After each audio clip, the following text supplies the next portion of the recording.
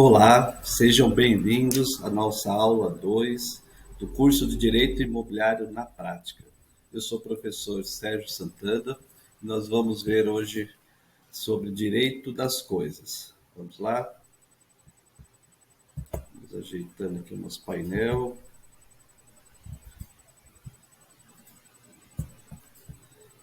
Curso de Direito Imobiliário na Prática, o CDI.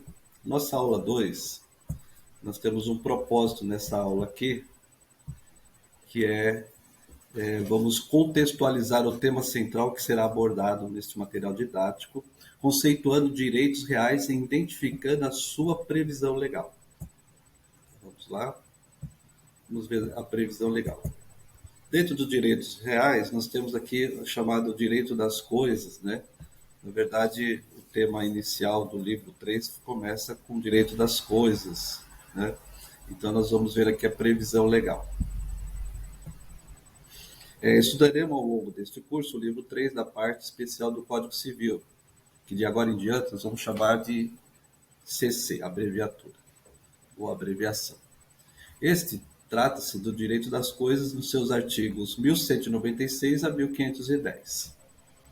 Nós temos aqui o direito das coisas ou direito reais. Antes de conceituar o tema, torna-se necessário analisar a seguinte questão. Deixa eu aumentar um pouco aqui para a gente visualizar melhor. Terminologicamente, há diferença entre direitos reais e direito das coisas? Ou será que as nomenclaturas possuem o mesmo sentido? Em relação ao direito das coisas ou direitos reais, ao fazer a sua revisão da literatura, as principais obras que tratam o assunto, é possível observar que não há um consenso entre os doutrinadores. Muito pelo contrário. Uns optam pela expressão direitos reais, outros por direito das coisas, e ainda há aqueles que se tratam com o mesmo sentido. Nós temos aqui o nosso conceituado doutrinador, Tartucci, que fala sobre o direito das coisas, né? Ele classifica como o ramo do direito civil que tem como conteúdo relações jurídicas estabelecida entre pessoas e coisas determinadas ou determináveis. No âmbito do direito das coisas, há uma relação de domínio exercido pela pessoa, sujeito ativo, sobre a coisa. Não há sujeito passivo determinando, sendo essa toda a coletividade. Portanto, para o renomado jurista, a expressão não são sinônimos, de modo que o mais correto seria utilizar o termo direito das coisas. Tendo em vista, trata-se da expressão mais ampla, que engloba todo o assunto a ser estudado nesse curso. Assim, os direitos reais são apenas uma parte do conteúdo do direito das coisas. Iremos estudar, por exemplo, o Instituto da Posse, no livro 3, na continuidade do título 1, que, embora pertença ao direito das coisas, não é considerado um direito real. Poderíamos dizer aqui até que talvez o direito da posse estaria colocado no título errôneo, né? Porque o direito da posse tem muito mais a ver com a propriedade, né? Mas nesse sentido, o próprio Código Civil estabelece que o direito das coisas, expressa utilizado para designar o livro 3, que é o objeto do nosso estudo, refere-se tanto aos direitos reais quanto à posse. Logo, é correto afirmar que tudo o que é direito real é considerado direito das coisas, mas nem todos os direitos das coisas são direitos reais. Contudo, a distinção deve ser usada apenas para fins didáticos, de modo que, se não se observa grandes implicações em se tratar as expressões como sinônimos. Então, como exposto, o direito das coisas é o ramo do direito civil que regula o poder dos homens sobre os bens e as formas da sua utilização. Desta forma, o direito das coisas destina-se a regular as relações com as coisas, das pessoas com as coisas. Vamos aqui para o nosso próximo ponto. Então, vamos dar continuidade, falando sobre os direitos reais e direitos pessoais. Neste módulo, vamos diferenciar os direitos reais dos direitos pessoais, elencados os principais pontos de divergências. Em relação aos direitos reais, no caso, nós temos direitos reais analisa-se que é a relação entre a pessoa e a coisa, diferentemente dos direitos pessoais, né? Que nós vamos até exemplificar aqui um pouquinho, talvez para trazer a compreensão, a melhor compreensão. Assim, os direitos reais, né, diferente dos direitos pessoais, diferente dos direitos reais, ele tem a ver de pessoa para pessoa, ou seja, é um exemplo assim bem simples. Assim, quando o Bento contrata com Jubileu a compra e venda de uma bicicleta, estamos diante de uma relação de direito pessoal, tendo em vista que se estabelece uma situação jurídica entre duas pessoas, Bento e Jubileu, sendo ambas credoras e devedoras uma da outra. Vamos ver quais são as principais diferenças entre os direitos reais e os direitos pessoais. Embora ambos considerem-se direitos patrimoniais, tradicionalmente, criou-se a distinção entre os direitos pessoais e direitos reais. A análise das diferenças não pode deixar de ser feita, uma vez que tais considerações acabam por caracterizar e individualizar parte do objetivo do estudo sobre os direitos reais. Direitos patrimoniais consistem nos conjuntos de bens, direitos e obrigações de uma pessoa natural ou pessoa jurídica. Vamos ver a nossa primeira diferença aqui. Os direitos reais visam regular situações jurídicas entre pessoas, sujeito ativo e coisas. Conforme veremos adiante, eles regulam, por exemplo, como uma pessoa pode adquirir ou mesmo perder a propriedade de um imóvel ou a coisa.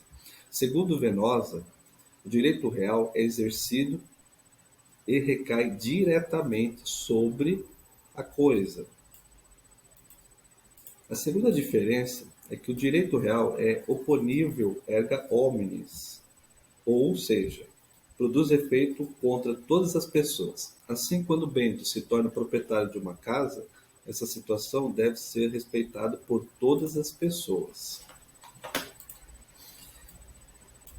O direito pessoal, por sua vez, produz efeito inter partes, isso é, diz respeito apenas aos sujeitos envolvidos na relação. Logo no exemplo acima, a compra e venda da bicicleta interessa apenas a Jubileu e Bento. Cuidado, não podemos confundir direitos reais, relações de pessoas e coisas, com direitos pessoais, que são relações de pessoas e pessoas. O exemplo que nós mencionamos é quando o Bento compra a bicicleta de Jubileu, aí temos uma relação entre duas pessoas e, portanto, trata-se de um direito pessoal, envolvendo credor e devedor. Contudo, quando Bento adquire a bicicleta, surge uma relação que se estabelece entre Bento, pessoa, e a sua bicicleta, a coisa. Ou seja, Bento torna-se proprietário da coisa, e nesse ponto temos uma relação de direito real e de propriedade, conforme analisaremos à frente. Nossa terceira diferença está os direitos reais obedecem à lógica do princípio da tipicidade, ou seja, eles são taxativos. Somente são direitos reais aqueles que a lei assim o determina. Então, nesse sentido, para Pereira, que nos ensina o aspecto igualmente preponderante na caracterização dos direitos reais é a limitação legal. Somente o legislador no código ou em lei extravagante pode criá-los. A convenção ou a vontade dos interesses não tem esse poder. São os direitos revestidos da prerrogativa de restringir o uso dos bens a certos sujeitos. E é conveniente que não possa criar senão o legislador, pelas implicações sociais.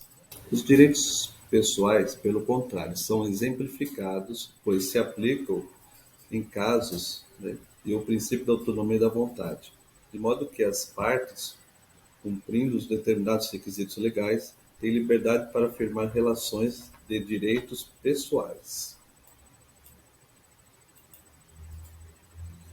A quarta diferença tem a ver com o direito real, também é caracterizado por ser um direito de sequela, de modo que a coisa responde, o direito real, acompanha a coisa e poder de quem quer que ele se encontre, segundo o nosso doutrinador Pereira. Então nesse caso, então nós temos aqui o Bento, que já adquiriu a propriedade da bicicleta. E por se tratar de um direito pessoal, não poderá Jubileu, em regra, requerer a devolução da bicicleta. Diante disso, deverá Jubileu acionar o poder judiciário para cobrar o valor devido. Isso acontece porque o direito pessoal não possui características do direito de sequela. Quando o direito é pessoal, são os bens do devedor que respondem por seu eventual inadimplência, de modo que o credor não pode escolher como regra o que determina o bem. Responderá pela garantia do seu crédito. Nesse compasso, Denosa, outro doutrinador especialista na área, afirma que o chamado direito de sequela é corolário do caráter absoluto do direito real. O seu titular pode perseguir, ir buscar o seu objetivo, o direito, com que quer que seja. O direito pessoal não possui tal característica. O credor, o detentor de direito pessoal, quando recorrer à execução forçada, tem apenas a garantia do patrimônio do devedor. Então, desta forma, partindo do pressuposto que a propriedade é um direito real, caso a pessoa perca injustamente a propriedade que exerce sobre algum bem, poderá ingressar com uma ação judicial no intuito de reaver o bem, tendo em vista a existência do direito de reaver a coisa, estando ela com quem for. O mesmo não ocorre quando estamos diante de uma relação de direito pessoal. Imagine que Bento resolva comprar a bicicleta de Jubileu e acorda o valor de R$ 1.000, divididos em duas parcelas, iguais e sucessivas, de R$ 500 cada, sendo que a primeira parcela será paga no ato do bem e da entrega e a segunda 30 dias após. Simule a situação em que Bento paga a primeira parcela que adquirindo a bicicleta de entrada, e, no entanto, deixa de pagar a segunda parcela. O que nós temos aqui? Nós temos, só para ficar claro aqui, nós temos o direito da propriedade, né?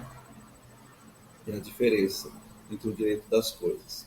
Que o direito da propriedade é aquela que as pessoas detêm por estarem inseridas em relações jurídicas, preservando através de ações positivas ou negativas, própria ou de terceiros, protegidos por leis nacionais, estrangeiras, sobre pessoas e coisas, previamente determinadas. Conforme os dizeres de Silvio Rodrigues, vejamos o que o nosso doutrinador diz sobre essa questão. Coisa é tudo que se existe objetivamente, com a exclusão do homem. Assim o sol, a lua, os animais, os seres inanimados e etc., segundo o Código Civil Português, de 1867, em seu artigo 369, conceituava-o ao afirmar que coisa dir-se em direito tudo aquilo que carece de personalidade. Como só o homem tem personalidade, coisa é tudo que existe exteriormente a ele. E quanto aos bens, são coisas que, por serem úteis e raras, são suscetíveis de apropriação e conteúdo de valores econômicos.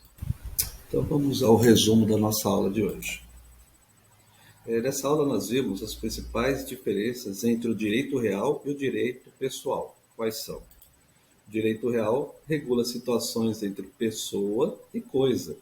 O pessoal entre pessoas. O direito é erga omnes, o pessoal é inter partes. O direito real é taxativo e o pessoal é exemplificativo. O direito real tem a característica de ser um direito de sequela, o pessoal não. Então, nós vimos esse é um pequeno resumo da nossa aula de hoje. Na próxima aula, nós vamos falar sobre a posse, sobre esse instituto da posse. A posse, podemos perder uma posse? Né? Isso vai ser uma das questões abordadas na próxima aula. Então, até a próxima aula. Um forte abraço.